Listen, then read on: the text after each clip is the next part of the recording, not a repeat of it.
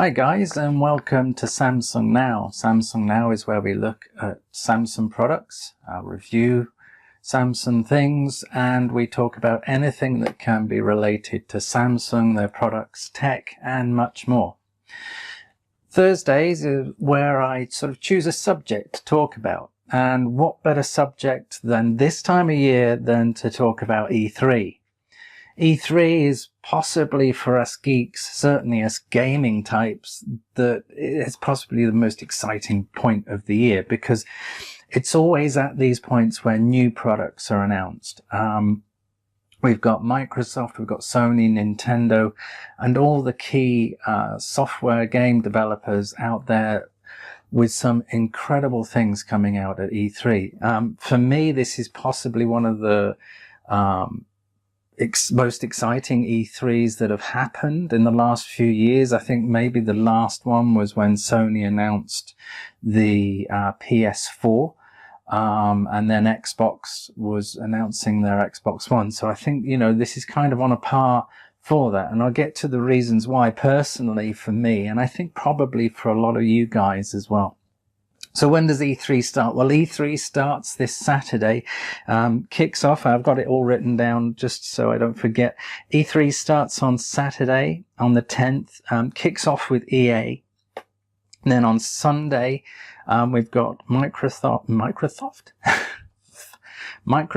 and Bethesda. Not easy for me to say. So that's on Sunday. And then on Monday, we've got Sony. And there's also a PC show and Ubisoft. And then finally on Tuesday, there's Nintendo, who've sort of finishing things off. So what am I excited about? Well, we've got EA on Saturday. Not hugely excited, a lot by what they've got coming up, but I'm not a big fan. I'm a huge fan of Star Wars, but I wasn't a big fan of their Star Wars game, especially with the fact that it was all online, and other than just some sort of training exercises, I kind of lost interest in it very quickly because I'm one of these few people that are more about the campaign. So Sunday is the day for me. Sunday is where I'll be glued. It's on in the UK at 10 p.m. So I'm going to be staying up pretty late, I imagine, because I imagine it'll go on for a few hours.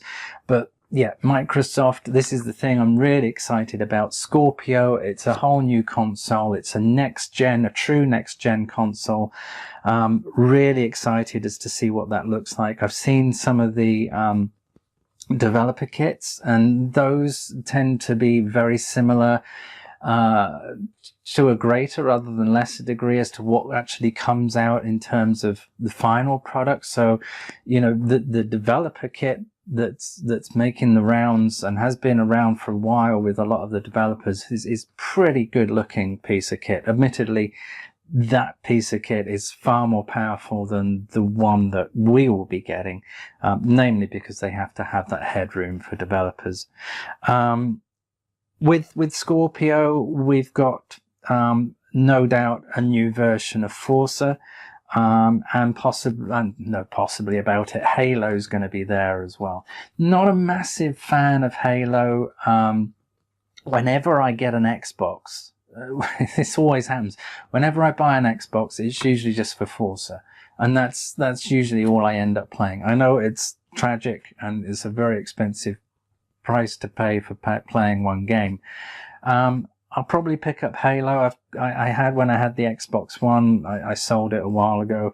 I had Halo the series. It was the whole lot of them in one pack, and Forza as well. Now this is where it gets a bit interesting because even though I'm incredibly excited by Scorpio, I've played the previous Forza on PC at 4K when I had a really powerful PC earlier this year, late last year. And, you know, everything running at 4K and looking all gorgeous and everything, you know, it's great. It's exciting, but you know, it just wears off pretty quick, really. I know that sounds bizarre, but graphics, you know, no matter how gorgeous, do tend to wear off pretty quickly. So I'm kind of wondering what else Microsoft with the Scorpio can bring to us. you know, it kind of needs to be more than just graphics. I will buy it. I know I will buy it, but I just want it to be a little bit more. As to what that more will be, VR, AR, who knows? There's apparently no real announcement in terms of them sort of promoting their VR or AR headset. So it's going to be all about Scorpio, I think. So we've got, so on Monday, we've got Sony, with their PC, and there's a PC show on Ubisoft as well. Sony, really excited about this. One of the best games I have ever played, and it's the only game I've played several times all the way through. And I got a PS Pro, and I'm very excited about getting the time to play Last of Us through again with the PS Pro. Last of Us 2, got to be huge announcements with that. There just has to be. This is just such a big game.